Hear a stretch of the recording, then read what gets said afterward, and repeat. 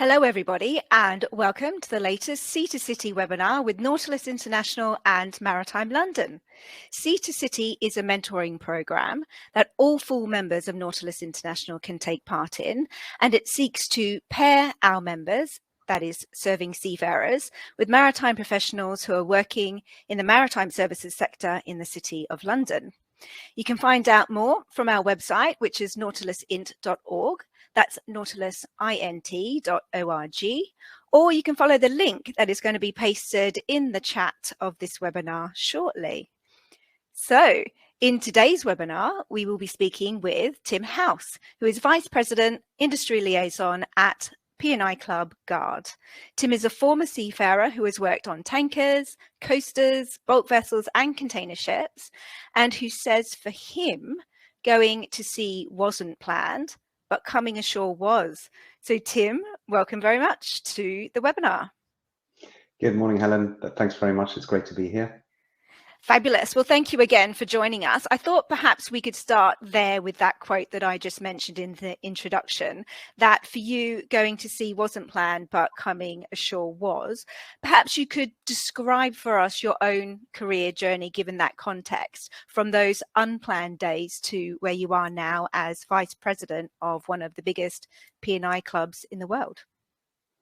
Thanks, Helen. Yeah, it's a strange one because you're sort of I think when I went to sea, I was 16, and at that age, I applied to go to sea when I was, I suppose, 15 and a half, and you have a very sort of limited understanding of where you might end up in life and what you really want to do. So I was very much led by my dad, who had been in shipbuilding.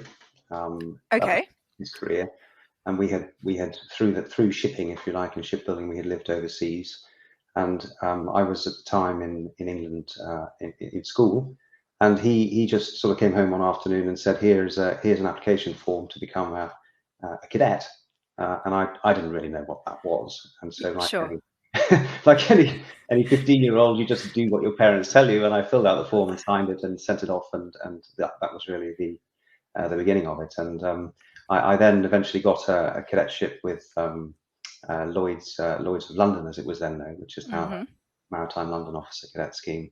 And I went off to sea as a dual cadet. So that meant that I was doing engineering as well as deck. Yes. And because Lloyd's of London didn't have ships of their own, we went with the training managers called Chiltern Maritime. Yes. They also looked after the BP cadets, so we went on BP ships. And then anybody else who would have us. So that was P&O and on coasters and with Furness Withy. And so I had quite a different range of ships as a cadet. And then I qualified as a navigating officer and engineer. And I think going back to your original point, at that point, then I'd been 4 years at sea, and I thought, gosh, it's quite hard being on a tanker. You're away for 4 months. And I was only 20. All my friends had gone to A-levels and were starting university, and I sort of thought, maybe I want to come ashore, actually. And that's when I sort of looked around and realized that you to some extent you have to stay for a sufficient period of time to get the knowledge that would then enable you to get the job that you think you want when you do come ashore. Yes. So it was quite hard. I was a bit torn then, because I wanted to be with normal people ashore, if you like. Yes. But I stuck it out, and I wanted to learn a bit more about navigation. So in fact, I was at sea for 10 years, and in the last 2 or 3 years, I was on cruise ships, which gave me a lot more experience in terms of, if you like, precision navigation. And also then it gave me a bit more of a balance in terms of, having a bit of a social life and seeing nice places and stuff like that. Yes. Yeah. It can be a little bit more social, can't it? So what rank did you get to in your sea-based career? I was navigator first officer, and then before I left, I got my master's ticket.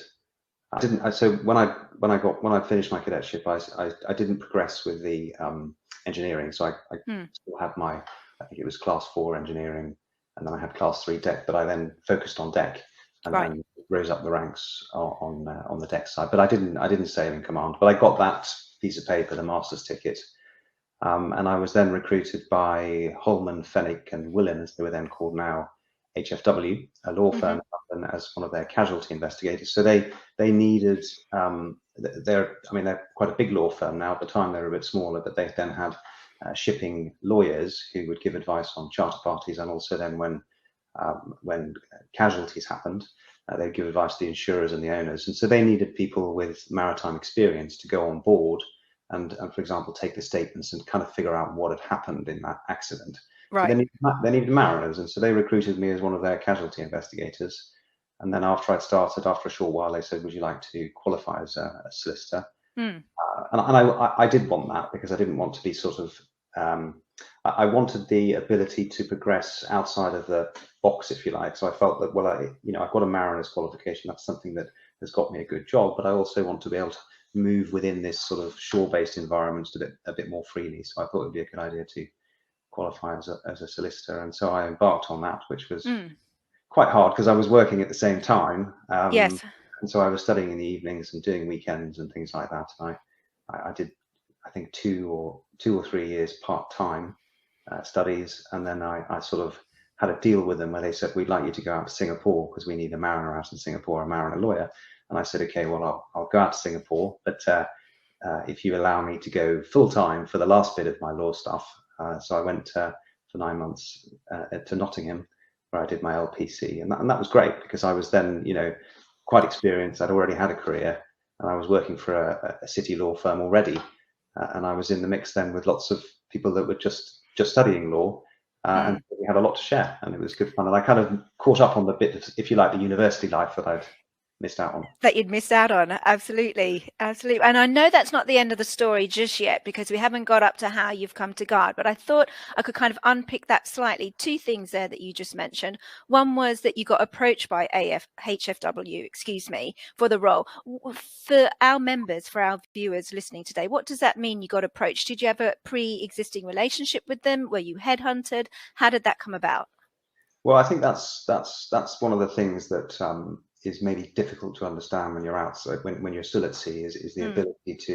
And I was helped because I had a dad who was working in shipping, and so said, "You need to go and talk to this person, or you need to build a relationship with these people so that they know who you are, because otherwise you're just a mariner." So when I was even when I was a cadet and when I was a junior officer, I was doing work experience. I managed to get in touch with some people who worked in city law firms. So I got in touch with a gentleman called Tony Vlasto, who was then head of shipping at Clifford Chance, when Clifford Chance had a shipping department. And I'm still in touch with Tony these days, very much so. And he allowed me to come and do a week's work experience here and there when I was on leave, and that then sort of got me into knowing a few people. Yes.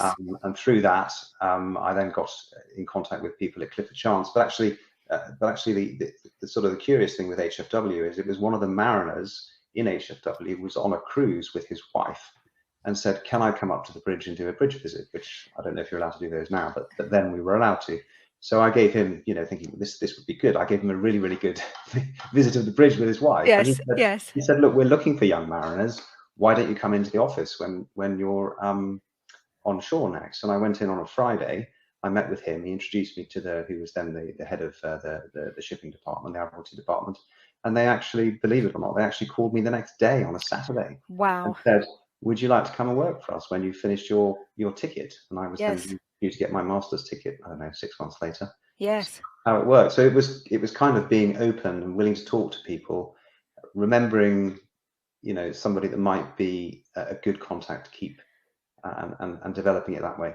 Absolutely. I mean, that sounds like 2 different things to me. One, taking advantage of an opportunity that presents itself, and giving that person the grand tour of the ship as you described. But then also being quite proactive in trying to get additional experience within your career that you wouldn't necessarily get just by working at sea. So seeking that work experience, with a law firm. So yeah, that's 2 really good tips for members. Thank you very much. So I did interrupt you. Do you want to tell us how you came to work with Gard, please? Yeah, I'll speed it up because I'm conscious that we could talk about this. No problem.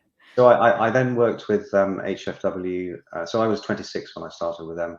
I qualified as a lawyer when I was 30, and then I moved. I did about 6 months in Hong Kong, and then I moved to Singapore for a few years, and then I moved to Greece, all doing the same role, casualty investigation, but also developing as a lawyer. When I was then in Greece, I was headhunted to join a Greek owner as their head of insurance and, if you like, head of legal. and they were a listed company, and I spent a couple of years with them. At the time, the market was coming down the slope rather rapidly, so that involved restructuring and Chapter 11 and all sorts of stuff. So I learned a huge amount, but it was quite a stressful job, but very interesting. Yes. At that stage, I've been overseas for 7 or 8 years, and I decided I want to come home. So I then got in touch with some of my former colleagues who had been at HFW, who had started up their own firm, Campbell Johnson Clark, which is still a successful firm today. And they invited me to join them in London. So instead of going back to HFW, I went to join them. And then they made me a partner after 6 months or something, and I was with them for 5 years. And then, so I'd done sort of a total of about 15 years as a lawyer then, and 10 years as a mariner, so 25 years. And then the opportunity with Gard came up, which was with a firm of recruiters, and I thought that pulled everything together in my sense. So I had the mariners experience for 10 years, and then I had overseas experience, and I also had sort of 15 years as a lawyer, plus a little within that 15 years, a couple of years as a head of legal for a big listed Greek owner. And I thought, I can really pull all that together into a job that is essentially broad policy and relationship management. So my role with Gard is primarily to help to manage their role, or their relationship with the other P&I clubs, 12 others within the IG, and also the IG secretariat. So together, the international group of P&I clubs, and that's one of the most important relationships for Gard. And so I help with that. And I thought this is a good launch pad, bearing in mind my experience, because it's quite broad. And I think it's great. I absolutely love it. I get to use all of the stuff that I've learned, the mariner bit, the lawyer bit, the in-house bit, to ultimately try to do good. And that's what I try to do. Which is what I'd really like to come to now. But just before I do, I just want to remind or let our viewers know that you can ask direct questions of Tim, which I'll put to him at the end of the webinar. If you just find the Q&A box up to the right of your screens, put your question in there, and I'll find some time at the end of the questions to get your points to him. So Tim, back to you. We've just described your kind of career trajectory so far, and I would describe you as a seafarer turned lawyer turned insurer. You now work for Gard, which, as we've said, is one of the largest P&I clubs in the world, but there might be many of our members on this webinar who don't really know what a P&I club is, or perhaps don't really fully understand what it does. Could you perhaps describe the business for us and how it can touch upon seafarers' working conditions or their own experiences? Yeah, happily. If I remember when I was at sea, we knew of P&I Club because that was referred to, and often when we arrived in port, the P&I Club correspondent would come on board, or if there was, usually it would be the captain that would speak to them. And this is not on the cruise ships, this is on the cargo ships. You saw more of the sort of P&I clubs on the cargo ships because we were carrying cargo and there were bills of lading and things like that. So it's something that you're aware of, but in essence, what a club is, for historic reasons, ship owners, I'm going back, several hundred years in many senses, ship owners could buy insurance for the value of their ship and the value of the cargo because they were quantified. You knew what it would cost to get a new ship, and you knew what it would cost to replace a cargo if it was lost. But they couldn't get insurance for the unquantifiable bit, which would be what happens if all the seafarers were lost at sea, or if the cargo spilled on a coastline, or if there was a collision, because you don't know what you would hit and how valuable it be and what you would be held liable to pay, or if you got a big fine. So they needed insurance for these unquantifiable liabilities. So that's really the origins of a P&I club, is the need for that insurance. And it began in very simple steps by owners getting together and say, well, these could be really big claims, so we'll form a little club amongst us and we'll share those claims. If one of us gets hit with a big one, we'll all put our hands in our pockets. So that was the concept of pooling, and it's moved on from there. Now, obviously, P&I clubs, well, within the IG, the IG system, which is 13 clubs, insures roughly 90 to 95% of worldwide shipping for P&I liabilities, those unquantifiable ones. And it's no longer a sort of a whip round system if there is a big claim. Ship owners contribute in advance. Each of the clubs has free reserves, and then over a certain limit of claim, the club will initially pay that claim itself, and then it will share just amongst the clubs. And then if it's a very large claim, they then have a reinsurance system in place, which is collectively purchased by all of those clubs. Yes. And then that reinsurance will respond for the very biggest losses. Yes. So it's a sophisticated system now, and the clubs have grown in sophistication as well. Some of them are still monoline, where they just do the P&I aspect. Gard has diversified, so we do hull and machinery insurance, we do offshore energy, builders risk, wind farms, all loss of hire, defence cover, but everything's related to the core business, which is the P&I aspect. And if we diversify into other things, what we can do is we hope to make money on those other activities, so that we can then bring that into the central pot and then effectively subsidise the underlying cost of insurance for the ship owners. So it's all there to serve them. That's really interesting. That's what a club is. So it's quite a sophisticated beast now compared to what it was in the beginning. Yeah, absolutely, absolutely. So I think some of our audience who have had perhaps minimal experience with P&I clubs in the past, they might be quite cynical about, they perhaps might be seeking to benefit the ship owners, which of course you are, because they're the members they're who have set up the mutual system, as it were. But how can clubs actually benefit seafarers as well? Is there ways that P&I clubs can help support seafarers alongside the ship owners?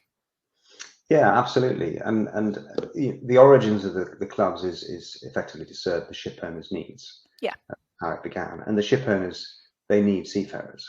And I want to be as clear as possible that the seafarers are front and center for the clubs. And the main reason for that is that it helps with loss prevention. So if you have a happy crew, and a well-educated crew and properly rested crew that have got the right frame of mind, and they're properly trained, then they will look after that ship, and you're less likely to have an accident. And that serves the collective needs of those ship owners, because if all the ship owners are encountering accidents, the P&I clubs, the funds are going to be depleted quickly, and it will then cost more. So it is in the P&I club's interest, on behalf of the collective membership, to ensure that there are no losses, or losses are minimized. And one of the main reasons, one of the main focus areas is the seafarers for those reasons. So we care enormously about the welfare of seafarers, and when seafarers are in difficulty, we have a moral obligation to step in and help whenever we can. And I would say, going to the comment about that we're just looking after the ship owners, I know of, in my experience, which is now 30 years, I know of very, very, very few cases where there has been a line between the ship owners and the seafarers. In other words, where the club sort of steps over and says, no, we'll support the ship owner, but we're not supporting the seafarer. And that might be in cases where there's been, drug smuggling and things like that, where the ship owners didn't know about it, but the seafarers were involved in that. And when you go into criminal activity like that, well, then you sort of step out of, you're on the wrong side of the line. But it's very rare for that to happen. So we're there to protect, the owners, but also the seafarers. Can you describe to me perhaps some of the ways that you do support those seafarers? Do you have any particular programs, for example, or how is that kind of built into the structure of the service that Gard can provide? Well, we have an excellent and quite large loss prevention department, which focuses very much on seafarers. At the moment, it's focusing significantly on mental health for seafarers, because that's not a new subject, and you can trace mental health back to a lot of the accidents that do happen, but it's come very much to the spotlight because of COVID. And it's tragic what unfolded during COVID and the injustice that happened all over the world, because countries essentially they took a nationalistic view, and the seafarers have left in the middle, and that's been really challenging. So we worked very hard, joining a COVID task force during the COVID pandemic, and we worked hard to fight to get the key worker status for the seafarers. So that's the type of thing. There's a lot of lobbying that goes on in the background that the clubs are involved in. We were doing individually and through the IG. On a more direct basis, we've recently, and I did send a link to this. We've recently, with the help of a hospital in Norway, developed an app which is the Mariner's Medico Guide, which it's free of charge. It's for the world at large, and it's aimed specifically for seafarers. They can download it onto their telephone, and it's like the ship captain's medical guide, but it's on your phone. You can put in the symptoms in the search box. It will throw up the results of what the problem might be, and it will then give you first aid advice. And then connect you to telemedical advice and things like that. So it's nice. This kind of thing is bang on in terms of making sure the seafarers are looked after. Okay, that's really interesting. I can see some questions are coming through on our Q&A chat here, so I know that people are making good use of that. But just before we go over to some of those really good questions that our audience are asking, I've got a couple more for you, Tim. So we hear that P&I clubs are keen on hiring people with seafaring experience. Is that actually true? And what sorts of skills are P&I clubs looking for? I think if you look at, good question, if you look at what the P&I clubs do, primarily they insure for collisions, pollution, loss of life, and the liabilities that arise in connection with operating a ship. And if you look at those types of things, you need several sets of skills. You need the underwriter to be able to price that product correctly. You need the claims handlers that can then respond to the claims, and you also need technical people that can understand what has happened so that they can explain that to the claims handlers, and they can also then feed back to the underwriters, from a technical perspective, what all of this means. So when you look at what the needs of the seafarers are, they relate to the insurance that the clubs provide, and that will evolve with time as we, as I've said, Gard is now doing offshore wind and things like that. We do hull machinery, we do builders risk. So we need expertise in those areas. As we move forward. Autonomous vessels will gain prominence, and so we'll need more experience in terms of data technology and autonomy systems, because we don't have those skills now. So there is very much a need for technical input within a club to understand and to be able to do our job as a club. Yeah, that's really interesting. Thank you. I think I will go over to some audience questions here. And we've got a really interesting one here from Stephen Gudgeon. Hi, Stephen. Nice to hear from you.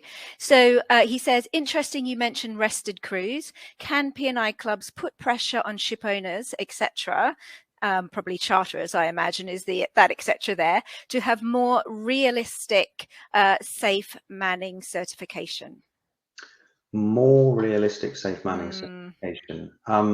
I think and this comes to some extent into the role of the clubs, bearing in mind that we stand behind the ship owners. What we expect from an entered ship owner is that they're complying with the law, and they have a ship that is classed and class is maintained. So in other words, you have a ship that is physically robust enough to encounter the perils of the voyage, and you have a ship that is in compliance with the law. And it's difficult for us to go beyond that and say to a ship owner, you must do more than is required by the law, because that's generally not the way things are done. So assuming that the ship is sound and the law is being complied with, then invariably we take a bit of a hands-off approach, because our role is one to support.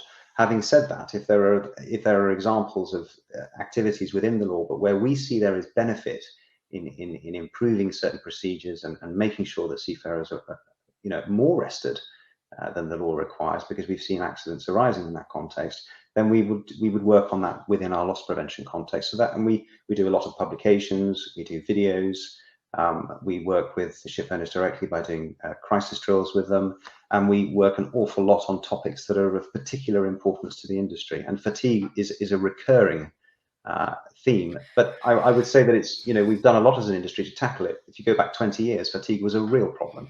Now it's less of a problem than it used to be, but we're looking at mental health, more focus on that now, and perhaps the two are interlinked. So we try and do as much as we can, but we can't force the ship owners to do more than what is required by law, if you see what I mean.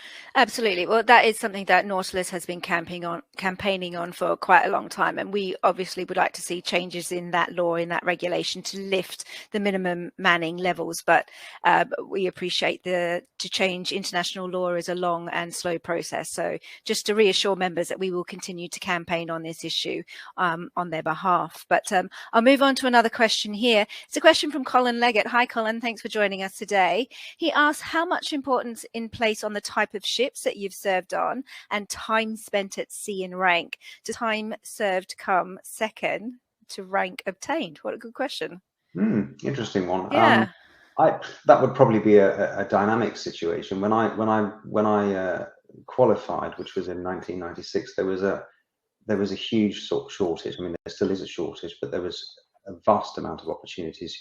I had 6 or 7 job offers. Wow. And then you were going through the ranks fast. I thought it was because I was brilliant. If I look back, I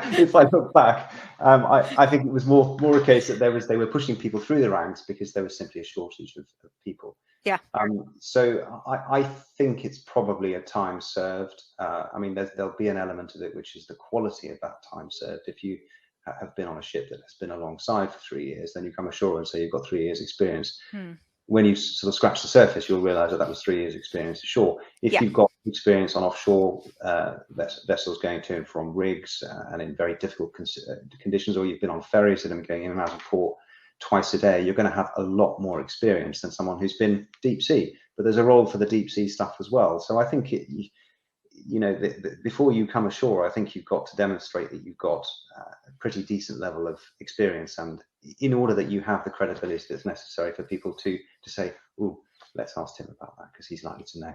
And that's the bit sort of needed ashore, if you see what I mean. So I do. You can't really sort of skip it. You can't sort of cut a corner, unfortunately. For those that do want to come ashore, I think you've got to do a decent run at sea to be treated as an ex-seafarer, if you see what I mean. Yes, I do. And I've got a kind of slightly tricky question now, but it is related to this conversation because it's coming from John Alex, and John wants to know, is there an age limit to coming ashore? Which is, I think it's a pertinent question. You know, if you've been at sea for 40 years, you're in your, is there an upper limit and is there a lower limit as well? Well, I think... without obviously going against legal, I want to put this out there. We're not going to be saying anything illegal right now or going against regulations, of course. Yeah, that's a good point, Helen. I mean, I think that, if you've spent 30 or 40 years at sea, you are going to be hugely experienced, and you will have an awful lot to contribute ashore. You will also have probably served at quite a high rank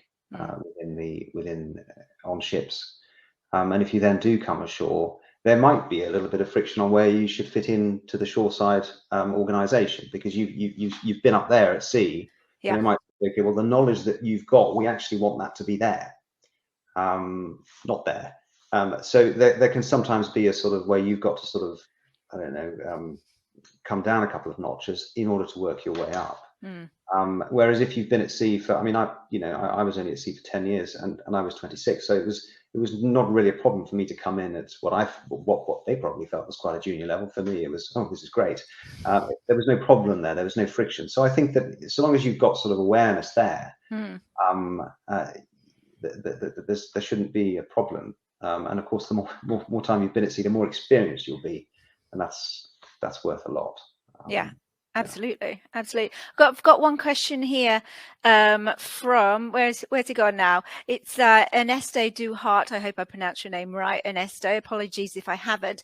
He asked, where would one go about looking for these type of job openings, assuming that one has no contacts ashore, which I imagine quite a few seafarers feel like they don't have those contacts ashore. Now, Ernesto, I have to give a little bit of a plug for the Sea to City mentoring scheme here. Obviously, this is why the whole program is set up. It's to put our members in contact with shore-based professionals who can help guide you through that journey. But from your point of view, Tim, what advice would you give to Ernesto? So you're a cold caller essentially. Where would you look? Well, I think there are websites where there are shore-based jobs for superintendents, for surveyors, for claims handlers, for underwriters. And all the things that sort of operate in the city.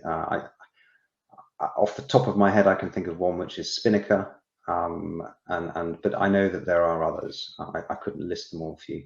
There is, which I will mention, the Maritime London Officer Cadet Scheme.